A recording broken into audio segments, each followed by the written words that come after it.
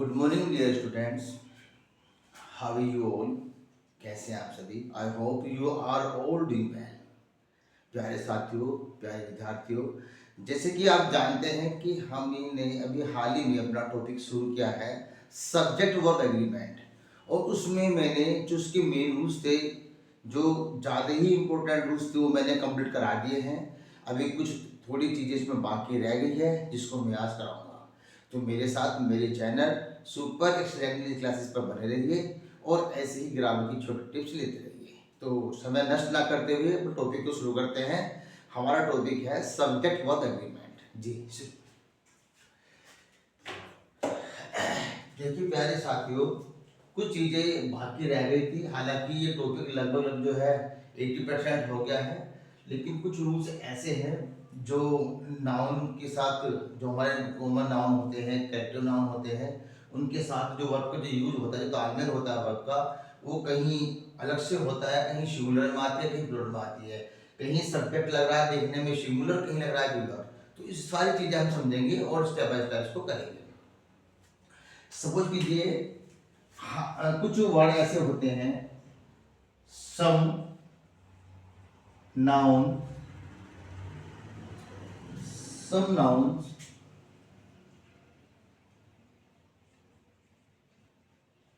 Form singular but they are plural in function।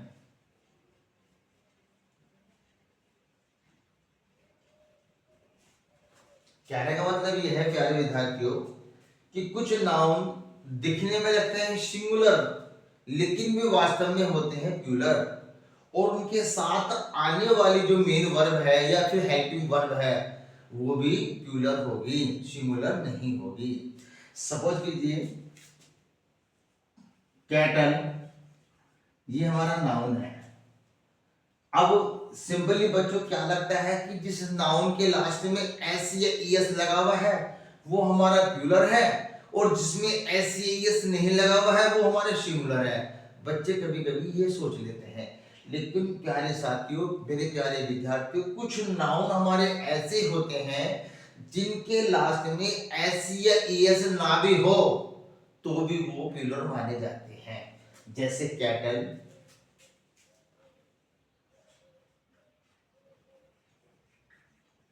Worming,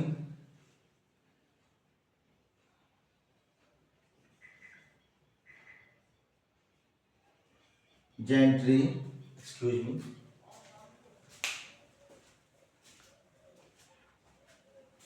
ji, cattle, vermin, gentry,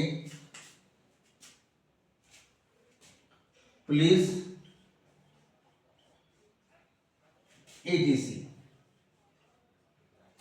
तो अब इन noun को आप गौर से देखेंगे कि नाउन के लास्ट में ऐसे एस तो है नहीं, तो ये भैया प्लूरल कैसे होंगे? जी हाँ, ये बिल्कुल प्लूरल ही हैं।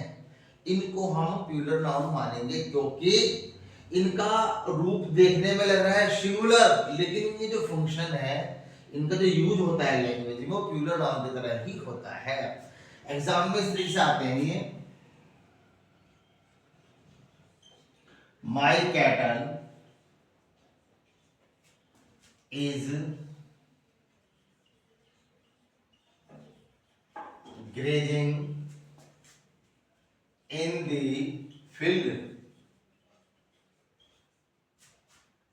अब ये सेंटेंस हमारा पूर्ण रूप से रॉन्ग हो गया है, क्योंकि जब ये हमारा नाउन प्लूरल है, जब ये नाउन हमारा प्लूरल है तो इसके साथ में आने वाली जो वर्ब है ये भी प्लूरल होनी चाहिए। लेकिन नाउन हमारा, सब्जेक्ट नाउन हमारा प्लूरल है और वर्ब सिंगुलर है, तो ये सेंटेंस रॉन्ग हो गया। तो प्यारे बच्चों, ये सेंटेंस तब तक सही नहीं माना जाएगा जब तक वर्ब इसके अनुसार ना आ जाए।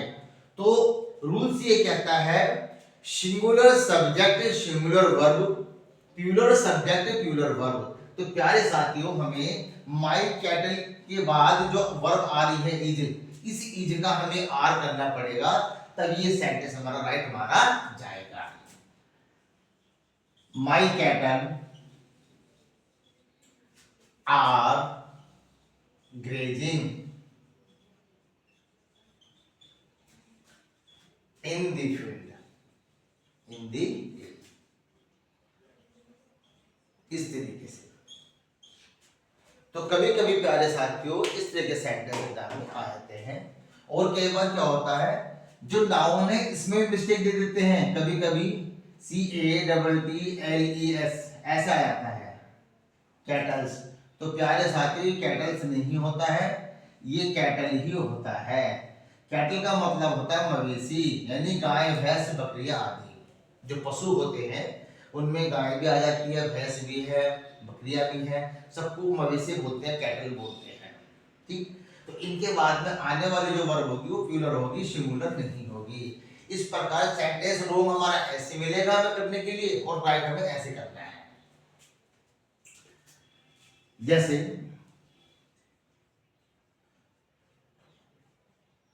The police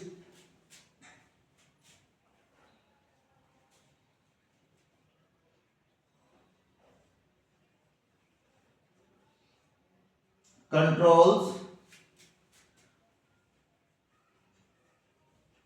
traffic jam. अब the police controls traffic jam, ये भी सेंटेंस हमारा रॉन्ग हो गया, क्योंकि सब्जेक्ट नाउन तो हमारा है प्लूरल और ये वर्ब ले रहा है सिंगुलर, तो ये रॉन्ग हो जाएगा। जब तक हम वर्ब को इस सब्जेक्ट के अनुसार नहीं लाएंगे तब तक हमारा सेंटेंस ही रॉन्ग माना जाएगा। तो प्यारे साथियों, मेरे प्यारे विद्यार्थियों, यहाँ पे कंट्रोल्स नहीं आएगा, कंट्रोल आएगा। The police control, the police control traffic jam.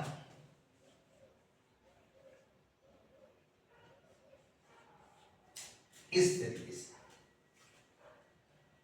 तो एग्जाम में घबराने की जरूरत नहीं है, ये कुछ नाउन है, इनके साथ वर्ब इनके अकॉर्डिंग आने चाहिए, कुछ अलग से नहीं आने चाहिए। आपको एग्जाम में सेंटेंस रॉन्ग दिया जाएगा, उसे आपको राइट करना है, करेक्ट करना है।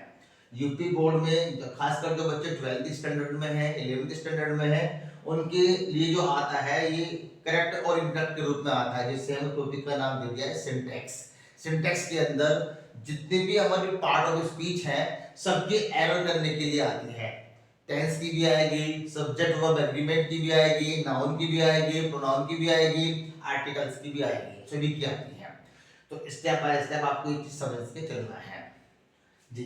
इसको नोट करना चाहो तो आप कर सकते हो, फिर आगे समझाते हैं।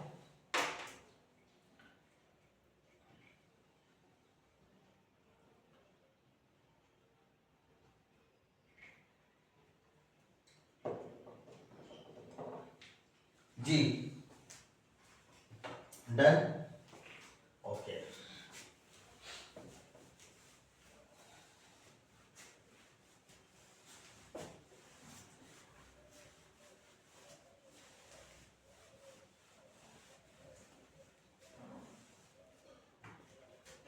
जी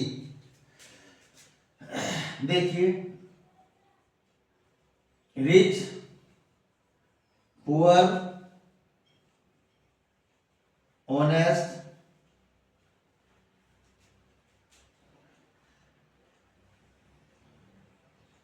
जेंटल।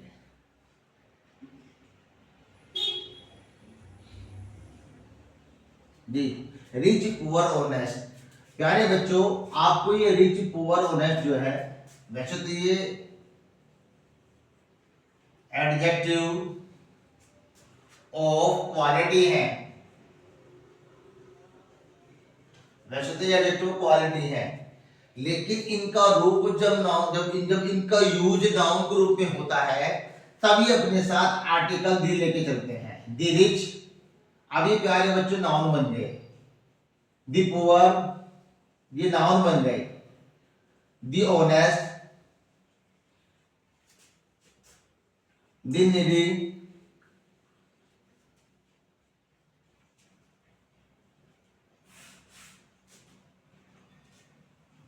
दी वीक, कमजोर लोग। तो जब इनका यूज आर्टिकल दी के साथ होता है तो ये नाउन का काम करते हैं। अब ये हमारे नाउन बन गए। यहाँ पे हम इनको एडजेक्टिव क्वालिटी कह सकते हैं, लेकिन यहाँ हम इनको नाउन ही कहेंगे। और ये नाउन जो है, ये नाउन ऐसे नाउन बन गए जिनका यूज हमेशा प्लूरल में ही होगा, सिंगुलर में नहीं होगा। अब ये हमारे प्लूरल नाउन है। अब ये हमारे प्लूरल नाउन है। इनके साथ में आने वाली जो वर्ब होगी वो भी प्लूरल होगी। जैसे एग्जांपल ले लेते हैं, दी पुअर, गरीब लोग, are honest, the poor are honest, गरीब लोग ईमानदार होते हैं। तो ये हमारा प्लूरल नाउन है प्यारे बच्चों।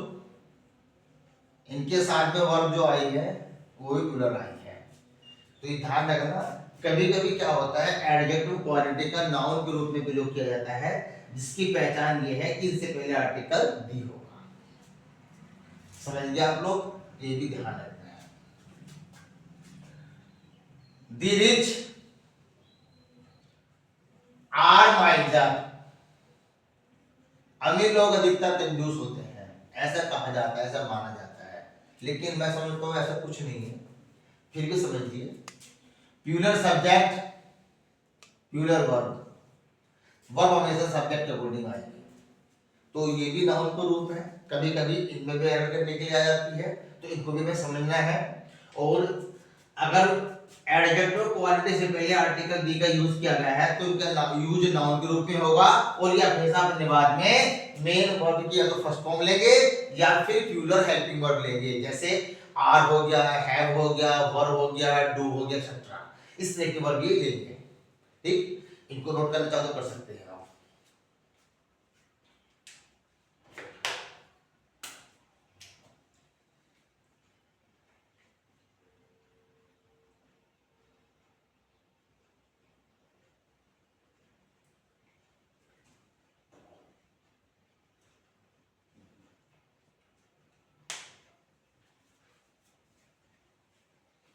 जी डन, समझिए।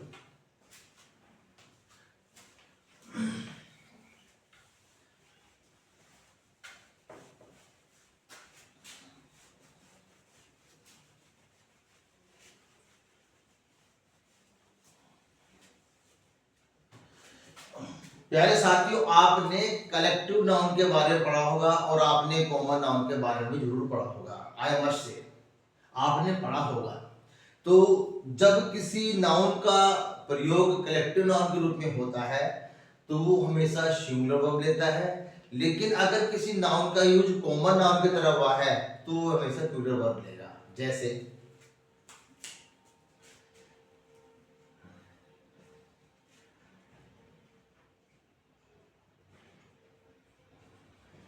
a pair of shoes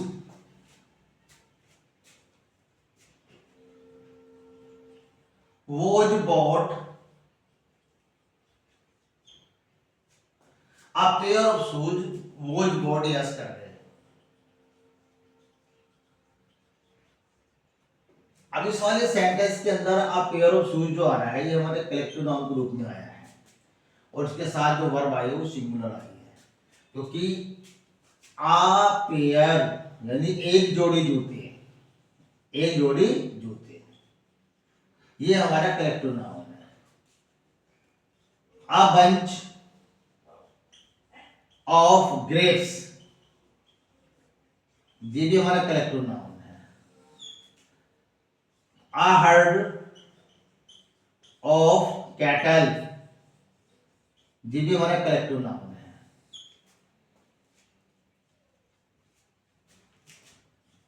A team of players, ये भी हमारा कलेक्टिव नाउन है। अब इस कंडीशन में इनके बाद अगर कोई वर्ब आती है वो सिंगुलर होगी। जैसे A bunch of grapes is hanging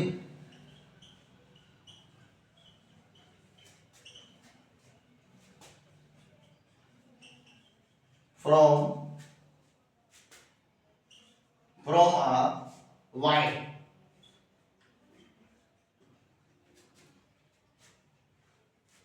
यानी एक बेल से अंगूर का गुच्छा लटक रहा है, तो यहाँ पर वर्ब सिंगुलर है। अब आता है a herd of cattle. There is a herd of cattle in the field. खेत में मवेशियों का एक झुंड है, तो there is a herd of cattle, तो यहाँ पर सिंगुलर आई। तो जब इनका जब इनका यूज कलेक्टिव नाउन के रूप में होता है इन कॉमन नाउन का, तो इनके साथ वर्ब सिंगुलर आएगी। और जब इनका यूज कलेक्टिव नाउन के रूप में नहीं होगा, जब इनका यूज कॉमन नाउन के रूप में होगा, तब इनके साथ वर्ब प्लूरल आएगी, सिंगुलर नहीं आएगी। जैसे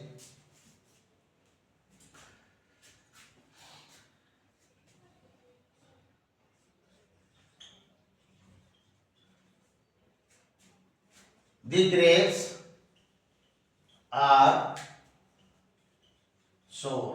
अंगूर खट्टे हैं। The grapes are sour. अंगूर खट्टे हैं। तो यहाँ पे जो आर आया है वो ग्रेप्स के रूप में, ग्रेप्स के लिए आया है। जो ग्रेप्स के बाद में जो आर आया है वो इसलिए आया है क्योंकि यहाँ पे ग्रेप्स जो अंगूर है बहुत सारे हैं। अब यहाँ पे जो ग्रेप्स है वो कलेक्टिव नाउन के रूप में नहीं है, अब यहाँ ग्रेप्स जो है वो कॉमन नाउन के रूप में है। ऐसे ही the players were in the playground. खिलाड़ी खेल के मैदान में थे। अब प्लेयर्स जो आया है बच्चों वो कॉमन नाउन के रूप में आया है, ये कॉमन नाउन के रूप में आया है। अब ये कॉमन नाउन के रूप में आया है, तो जब कोई नाउन कलेक्टिव नाउन, जब कोई नाउन कलेक्टिव के रूप में होगा तब सिंगुलर वर्ब लेगा, और जब कोई नाउन कॉमन नाउन के रूप में आएगा तब वो प्लूरल वर्ब लेगा। ये आपको ध्यान रखना है, इसको भूलना नहीं है। तो कभी कभी सेंटेंस में इस तरह के एरर भी आ जाते हैं करने के लिए, जो हमें समझना जरूरी है। जी डन, आगे चलें।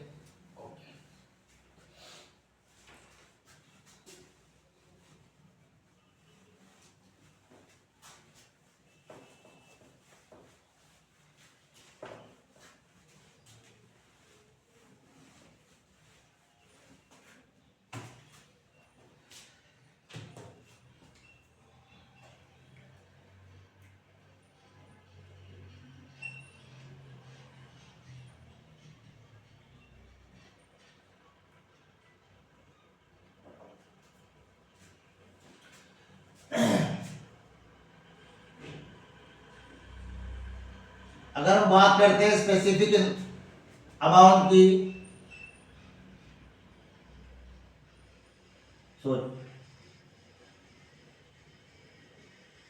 डिस्टेंस की या फिर वेट की,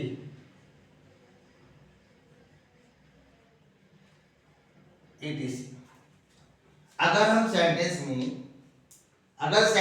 में कोई नाउन किसी अमाउंट या किसी डिस्टेंस या किसी वेट को इंडिकेट कर रहा है, तब उनके बाद में आने वाली जो वर्ब होगी वो सिंगुलर होगी। समझ लीजिए कैसे, 10 mile race is not a long distance.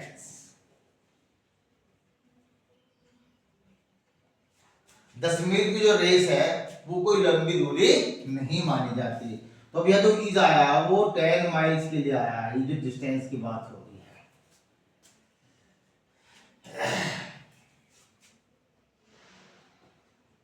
500 rupees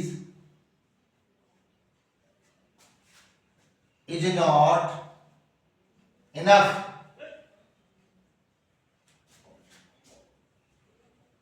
for this work. इस काम के लिए 500 रुपए की जो रकम है वो पर्याप्त नहीं है, काफी नहीं है। अब जो आया है वो इस अमाउंट के लिए आया, 500 रुपीज के लिए आया है। एग्जाम में कैसे आएगा? एग्जाम में इस तरह से आएगा 500 रुपीज आर नॉट इनफ, कुछ इस तरह से आएगा। तो ये सेंटेंस हमारा इस तरह से आएगा और हमें ऐसे करना है।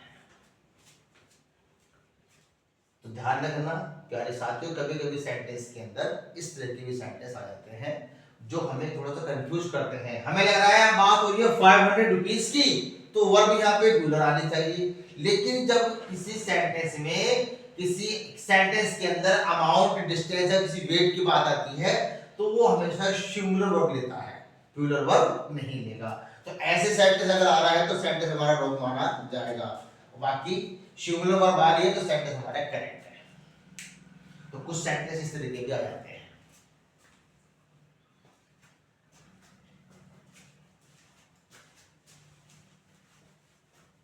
कभी कभी क्या होता है, कुछ नाउन हमारे ऐसे होते हैं जो देखने में तो लग रहे हैं प्लूरल, लेकिन वे वास्तव में सिंगुलर माने जाते हैं। उनमें से किसी बुक का टाइटल भी हो सकता है, किसी कंट्री का नेम भी हो सकता है। तो अगर कुछ सेंटेंस में ऐसे नाउन आपको नजर आ रहे हैं तो उनको देख के घबराना नहीं है, विचलित नहीं होना है, वो हमेशा सिंगुलर वर्ब ही लेंगे। जैसे सपोज कीजिए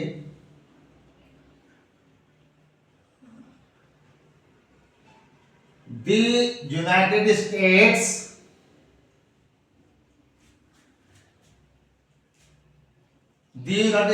of America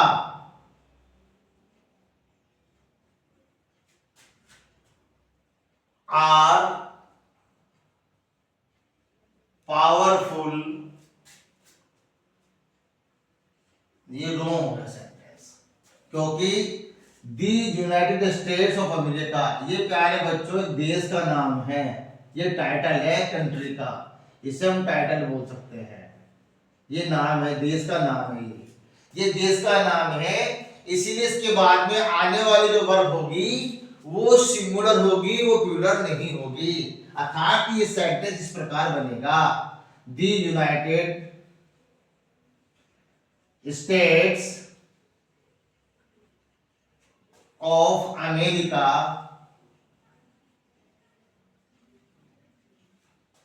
is powerful, is powerful, yes, इस प्रकार से। दी अरेबियन नाइट्स, अरब देश की रातें, the Arabian Nights is a popular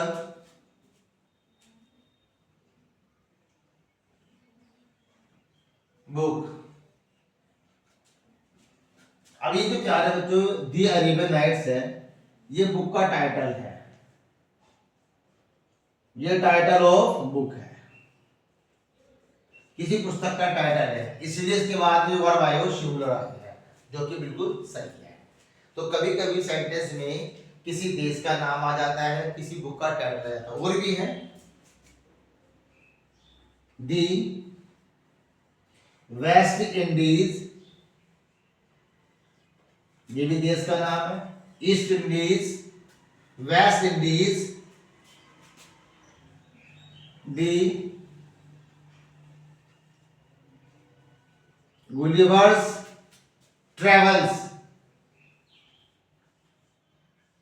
ये पुस्तक का नाम है, ये पुस्तक का नाम है। The merchant, the merchants of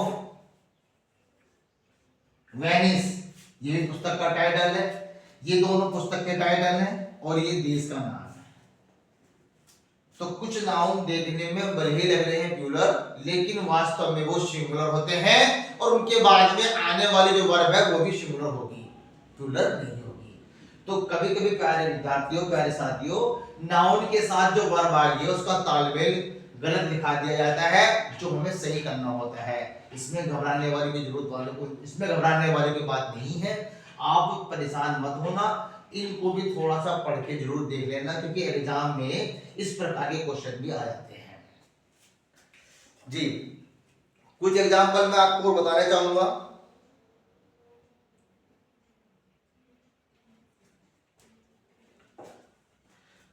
कुछ नाउन और भी हैं जो हमें कंफ्यूज करते हैं, जो अपने साथ वर्ब को लेके जो आते हैं वो पता नहीं चल पाता है कि ये यहाँ पे नाउन सिंगुलर है या प्लूरल है।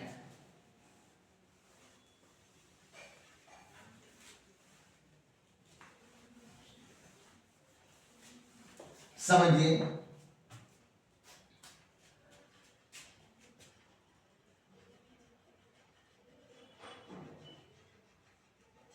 Trousers, scissors, tongs,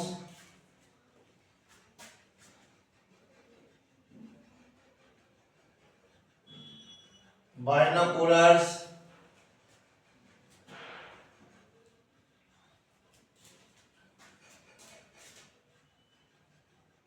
jeans, shorts,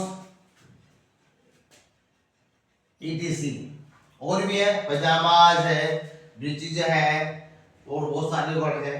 ध्यान दीजिए, इनमें जो वर्ड मैंने नाउन जो लिख दिए हैं बोर्ड पे, इनमें कुछ हमारे गारमेंट है, कुछ हमारे टूल्स हैं, जैसे टोंग, चिमटा, बाइनोकुलर, दूरबीन, जींस, शॉर्ट्स, ट्राउजर, ये हमारे जो हैं गारमेंट्स हैं, जैसे GOGGLS गॉगल्स, धूप का रंगीन चश्मा है। तो ये जो कुछ नाउन हमारे ऐसे हैं जिनके बाद में एस अवश्य लगता है, लेकिन लग रहा है हमें इनका यूज तो होता है सिंगुलर में, लेकिन जो इनकी जो फॉर्म है वो हमेशा प्लूरल में होती है, और इनके बाद में आने वाली जो वर्ब होगी वो प्लूरल ही मानी जाएगी, सिंगुलर नहीं होगी। जैसे सपोज कीजिए, सेंटेंस ये है, माई ट्राउजर्स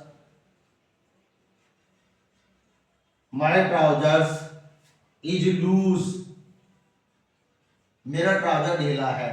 तो ये सेंटेंस रॉन्ग हो गया। क्यों रॉन्ग हो गया? वो हर एक वस्तु जो दो पार्ट से मिलकर बनी है, जो वस्तु दो पार्ट से मिलकर बनी होती है वो हमेशा प्लूरल मानी जाती है, और उनके साथ आने वाली जो वर्ब होगी वो भी प्लूरल होगी। तो प्यारे साथियों, ट्राउजर के दो पार्ट होते हैं, कैंची के भी दो पार्ट होते हैं, टोंग जो चिमटा होता है जिससे रोटी सेकती है मम्मी, वो इसके दो पार्ट होते हैं, बाइनोकुलर उसके भी दो पार्ट होते हैं, जीन्स, शर्ट्स, गॉगल्स, इन सब के दो पार्ट होते हैं। यानी हर एक वो नाउन जिसके दो पार्ट होते हैं वो हमेशा प्लूरल में ही माना जाता है, और उसके साथ में आने वाली जो वर्ब होगी वो भी प्लूरल होगी। जैसे माय ट्राउजर्स इज लूज, ये रॉन्ग हो गया। सेंटेंस राइट कैसे होगा? माय ट्राउजर्स आर लूज, इस प्रकार। तो ऐसे भी सेंटेंस आ जाते हैं जो हमें कंफ्यूज करते हैं, इनसे घबराने की आवश्यकता नहीं है। तो इनको ध्यान रखना, इनका कभी भी जो आप एग्जाम के अंदर को सेंटेंस देखेंगे ये बिना एस के नहीं आएंगे, अगर आ रहे हैं तो ये रॉन्ग है। जैसे ये ट्राउजर है तो ये रॉन्ग है, ट्राउजर नहीं होता है, ट्राउजर्स होता है, सीजर नहीं होता है, सीजर्स होता है, और जीन नहीं होता है, जीन्स होता है, गूगल नहीं होता है, गॉगल्स होता है। तो प्यारे साथियों, इनके साथ में आने वाली जो वर्ब होगी वो प्लूरल होगी, सिंगुलर नहीं होगी। अगर सिंगुलर है तो वो रॉन्ग है। तो ये भी आपको ध्यान रखना है।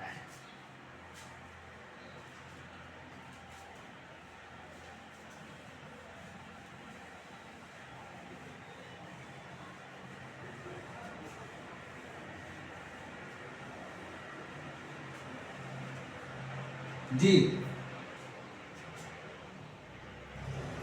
some nouns are used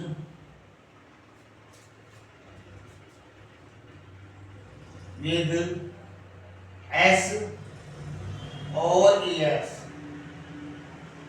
कुछ नाउन ऐसे होते हैं जो एस और एस के साथ यूज होते हैं, but they are singular and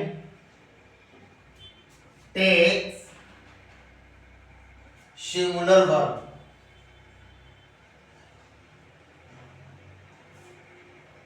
वो होते भी सिंगुलर ही हैं और वर्ब भी वो सिंगुलर देते हैं। समझिए कैसे? उनमें सब्जेक्ट्स के नाम भी हो सकते हैं, विषय जो होते हैं हमारे, उनमें स्पोर्ट्स के भी नाम हो सकते हैं, गेम एंड स्पोर्ट्स के, उनमें कुछ डिजीज के भी नाम होते हैं, बीमारियों के नाम भी हो सकते हैं। अब समझ कीजिए, ये हमारा सब्जेक्ट्स का नाम है economics, mathematics,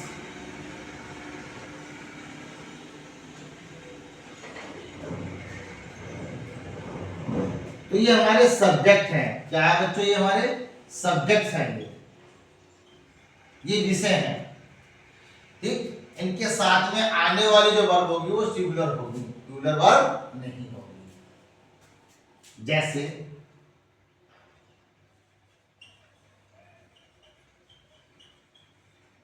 mathematics is not easy to learn. गणित को सीखना आसान नहीं है, तो ये सिंगुलर वर्ब लेगा, इसके साथ प्लूरल वर्ब नहीं आएगी। अगर इसके साथ ऐसी वर्ब आ रही है मैथमेटिक्स आर, तो ये रॉन्ग है, ये रॉन्ग है। ये इजारा है, ये राइट है। तो सब्जेक्ट्स के नाम होते हैं जिनके बाद में वर्ब सिंगुलर ही आएगी। जैसे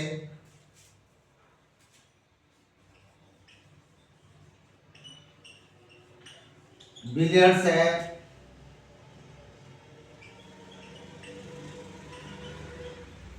चार्ट्स है, बॉल्स है, और क्या गेम्स है, जिम्नास्टिक्स है। तो ये गेम का नाम है, खेल कूदों के नाम भी इंडोर गेम है, ये सब इंडोर गेम है। इनके साथ वर्ब भी सिंगुलर आएगी। जैसे billiards is are indoor game, it is played between 2 और 4 players. Billiards is a indoor game, it is played between it is played between 2 players. I don't know. Yes, billiards एक ऐसा indoor game है जो 2 खिलाड़ियों के बीच में खेला जाता है। तो इसके साथ वर्ब सिंगुलर आई। देखो, हमें देखने में लग रहा है कि ये बहुत सारे हैं, लेकिन ये खेल कूदों के नाम है प्यारे विद्यार्थियों।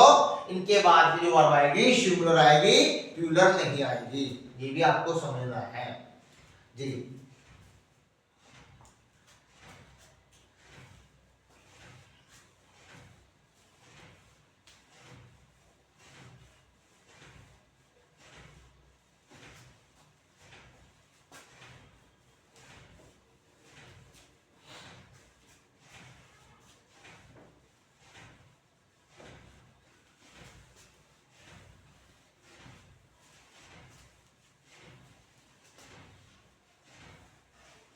तो हमेशा ध्यान रखना प्यारे विद्यार्थियों, अगर किसी सेंटेंस में किसी गेम्स का नाम आ जाए, किसी बीमारी का नाम आ जाए, या फिर किसी सब्जेक्ट विषय का नाम आ जाए, तो उनके बाद में जो वर्ब आएगी वो सिंगुलर आएगी, प्लूरल वर्ब नहीं आएगी। तो ये कुछ छोटी छोटी मिस्टेक्स एग्जाम में करने के लिए, करेक्ट करने के लिए दे दी जाती है, जिनको हमें करना होता है। लेकिन वही बच्चा सेंटेंस को करेक्ट कर पाता है जिसके सारे कॉन्सेप्ट क्लियर होते हैं। तो सब्जेक्ट वर्ब एग्रीमेंट में प्यारे विद्यार्थियों आपने यही सीखा है कि वर्ब हमेशा अपने सब्जेक्ट अकॉर्डिंग ही आती है। तो मैं समझता हूँ ये टॉपिक लगभग समाप्त हो गया है। इसमें कुछ अगर बच्चों की प्रॉब्लम होती है तो आप मुझसे पूछ सकते हैं, ठीक है। और एक काम करना ना भूले, आप मेरे चैनल को सब्सक्राइब नहीं कर रहे हैं। अगर आपको मेरी वीडियो अच्छी लगती है, मेरे पढ़ाने का मेथड आपको समझ में आता है, तो मेरी वीडियो को लाइक कीजिए, ठीक। बस मैं यही चाहूंगा। और अब हम जो है नेक्स्ट टॉपिक लेंगे। अब देखते हैं कि नेक्स्ट टॉपिक हम क्या शुरू करने वाले हैं।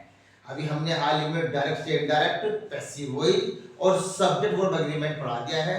हो सकता है कि अगला टॉपिक हमारा प्रीपोजिशन हो या फिर कोई और सब टॉपिक हो। तो मिलते हैं नेक्स्ट वीडियो में, तब तक के लिए गुड बाय, गुड लक।